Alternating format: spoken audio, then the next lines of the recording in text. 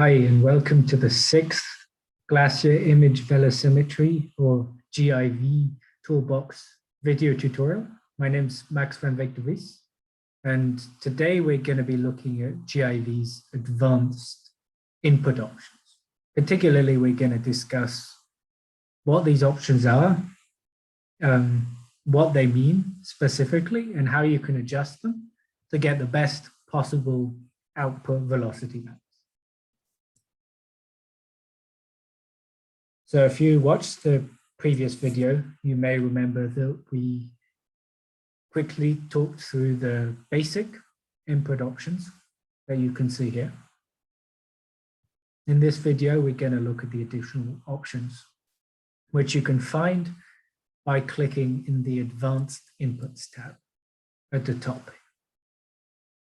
So you can click through here. And before I jump into this, I do want to just emphasize that there is a user manual for GIV that also discusses each of these options and provides you a few more details about exactly how they work.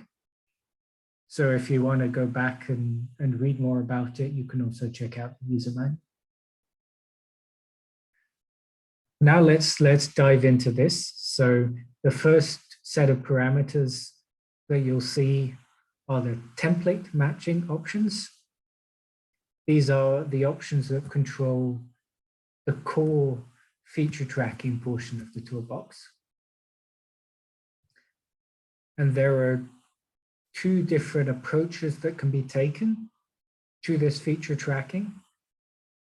One is a single pass, which just calculates displacements one single time across the whole image. Or there's a multi-pass option that calculates them with a gradually reducing window size. The window size is reduced 3 times, which will generally produce considerably better results. Again, if you want to read more details about this, I would recommend you check out the cryosphere paper that recently got released. I will put a link to that in the discussion of this video, and we give a few more details there. But I would say that generally, you're going to want to leave this as a multi-pass option that will, in the vast majority of cases, produce the best velocity results. But occasionally, you may want to try the single pass as well. The second option is the ideal output resolution of the data. This is in meters, and this will be approximately what resolution do you want your velocity maps to be at the end. The default is 50 meters. Note that depending on the resolution of your imagery, it won't always be exactly this, because particularly the multi-pass solver requires the output resolution to be a multiple of 8. So this can provide some limits on what your resolution can be. So don't worry about choosing it to be that, but be aware that this may become, say, 64 meters rather than 50 meters.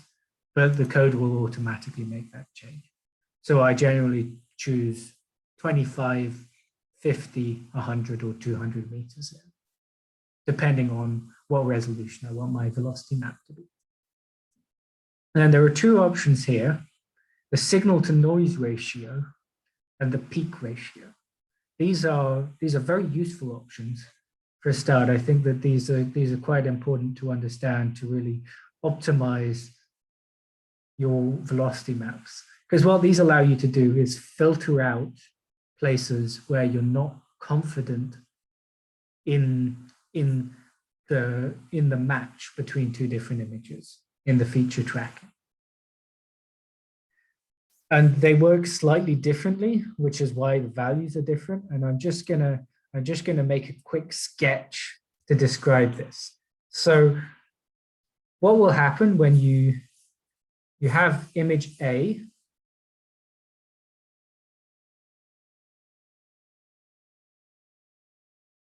and image B. So these are the two images of a glacier. So say here is Perito Moreno Glacier in both of them.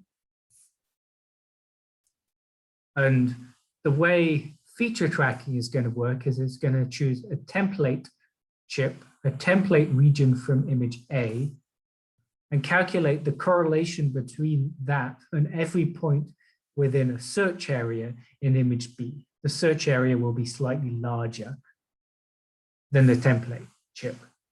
So what will happen is the correlation coefficient will be calculated between each of these, which will result in a two-dimensional matrix of correlation coefficient values. And there will be peaks in here where there's a high correlation coefficient, and there will be troughs where there's a low correlation coefficient. And the objective is to determine where the highest peak in this correlation coefficient is. So the peak that's value is closest to 1 will be interpreted as the correct match. The real location of this smaller chip within the search chip in image B will be the location of that peak.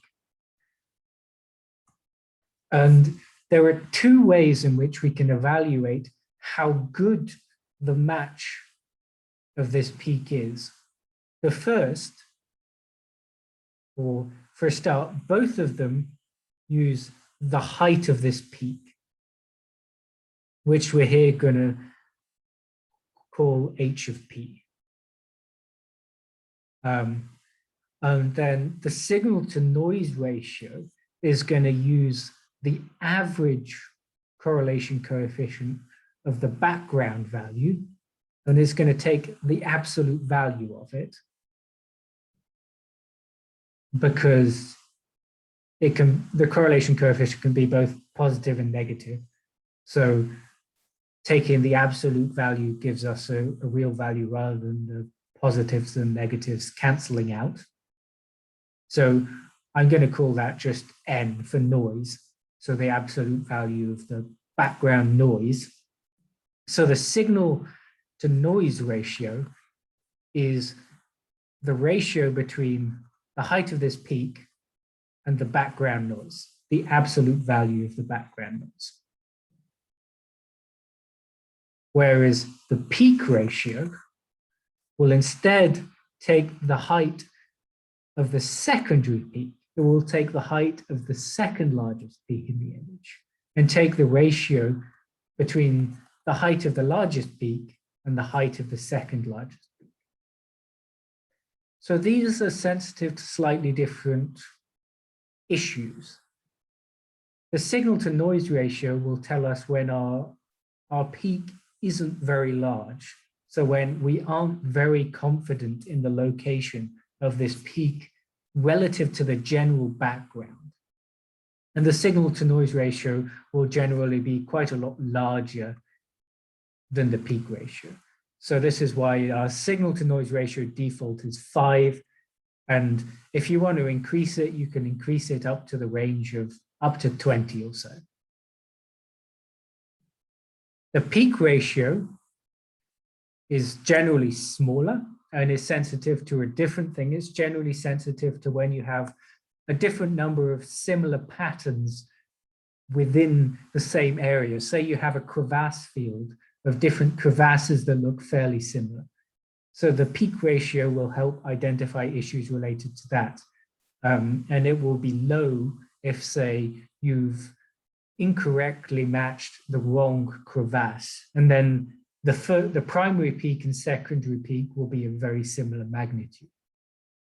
So the default peak ratio is 1.3. And if you want to increase it, you can increase it up to the range of perhaps 2.5. This is one of the first things I'd recommend trying if your output velocity maps are quite noisy, would be to increase your signal to noise ratio and your peak ratio to remove more outlier values.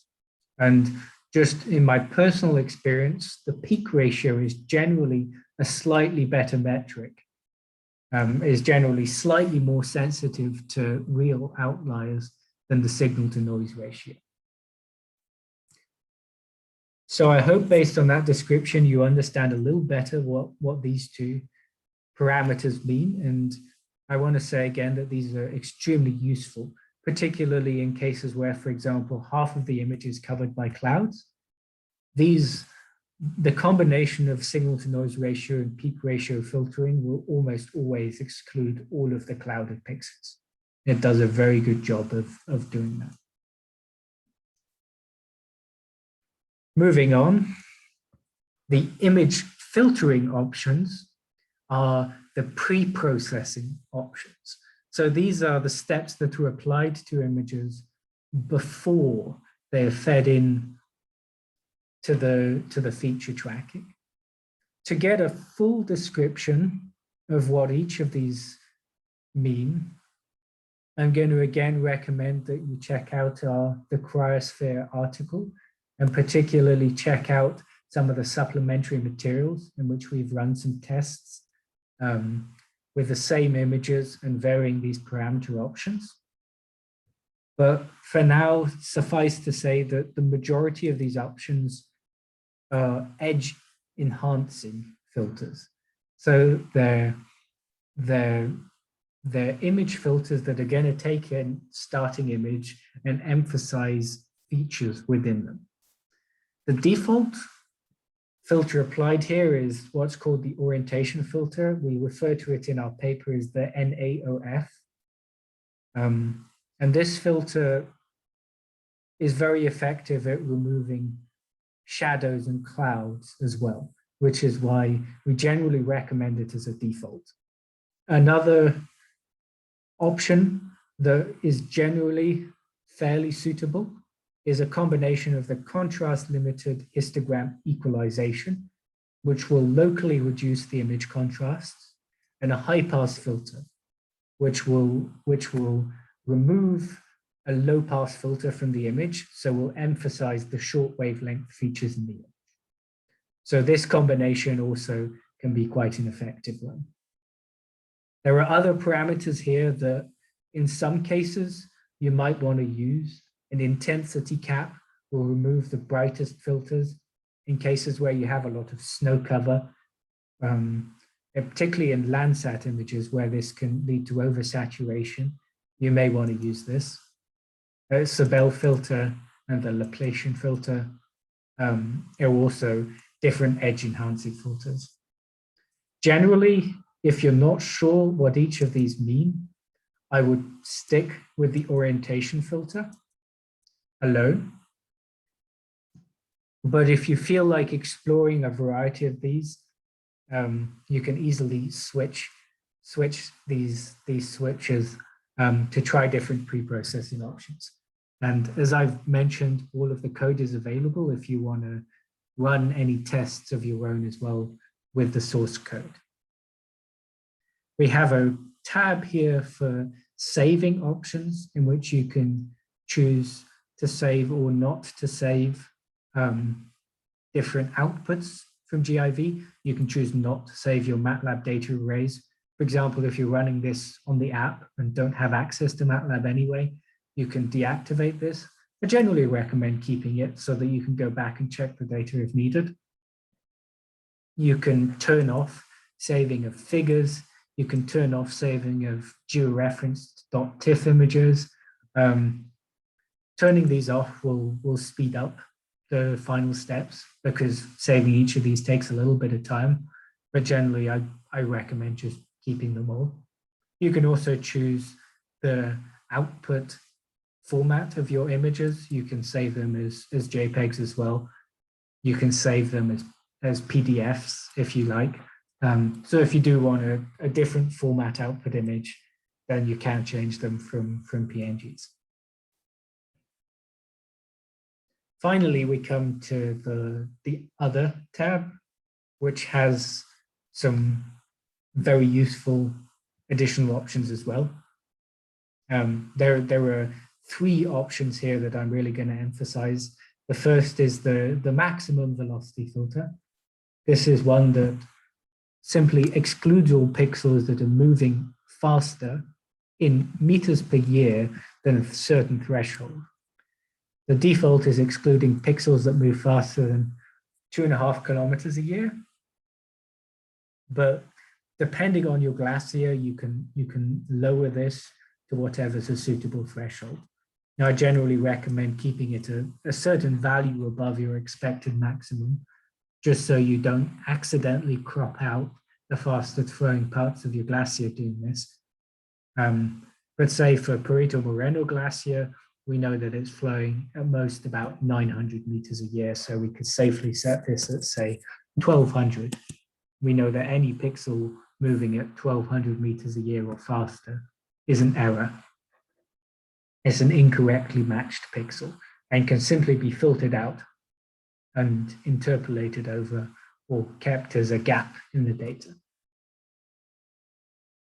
We can also filter based on flow direction. If we flick this to yes, we will be able to choose two angles which are going to be excluded from the velocity results, which will be considered as errors if it falls within. I'm going to do a quick sketch here as well, just to show you exactly how this works. So say we've got Perito Moreno Glacier here that's flowing approximately 45 degrees. And we want to exclude any pixels that are not within 45 degrees of this flow direction, because we know that the main trunk of the glacier that we're looking at is flowing between 0 and 90 degrees. And we know that any pixel that's flowing in any of these directions, so that's flowing in this direction, in this direction, in this direction, is an error. We know that none of this part of the glacier is flowing in that direction. So in this case, what we're going to do is we're going to want to exclude the angle between 90 degrees and 360 degrees. So what we're going to do is we're going to come here and we can leave the first excluded angle between 0 and 0. So there's no minimum. And we're going to set the second as between 90 degrees and 360 degrees. So here we are excluding this portion of the circle. And if we say wanted to also exclude between 0 and 20 degrees, because we knew that no pixels were flowing in that direction, we could set this to 20 as well and exclude both of those angles. And this is a very convenient filter when you have an outlet glacier flowing in only one direction. It can't really be used when you've got an ice cap or any other glacier range with glaciers flowing in all directions. So unfortunately, that can't be used. It is sometimes a good argument for splitting up your data into smaller regions so that you can use this filter, because it is very effective at picking out outliers. But be aware of when it can and can't be used. And finally, this parameter here, normalized to velocity of a stable region. You may remember from a couple of videos ago, we talked about the stable ground mask. Turning this option on will turn the stable ground mask on and will mean that you will correct the velocities for the velocity of whatever bedrock mask you created.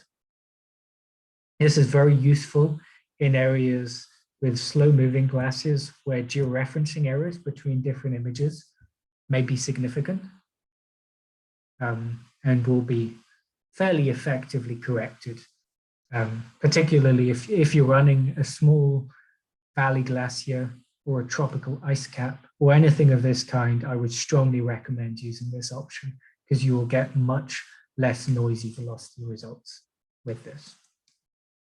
And then there are a couple of additional options here discussing the iteration of monthly velocities, how many iterations you want to apply there, and the smoothing of the composite. These will take a little bit of time to fully explain, so I'm going to recommend you check the user manual and our cryosphere paper to properly understand what these mean. We have some discussion of them in there. I hope that explains clearly the key inputs that you're going to want to keep an eye on. Just to sum up, the key parameters, the key advanced parameters that you're going to want to keep an eye on are the maximum velocity, which you can always use. I would always recommend adjusting this. The flow direction filter, which you can use when appropriate. The stable region normalization, which I would recommend using when appropriate. In some cases, you can't use it because you don't have enough bedrock, or your glaciers are simply moving fast enough that those georeferencing errors don't matter. But where they do, I would strongly recommend using this. You have the image filtering options, where I would generally recommend sticking with the orientation filter, but you can also try the combination of the contrast limited histogram equalization and high pass filter in some cases, which may also produce good results. And finally, in the template matching options, you can change the resolution of your output velocity maps. If I set this to 200, I will have coarser resolution velocity maps as an output. And I can also change the signal to noise ratio and peak ratio, which will be very practical for excluding noise from our output data sets. Thanks. And tune in for the next video where we're going to explore the code itself and how to run GIV.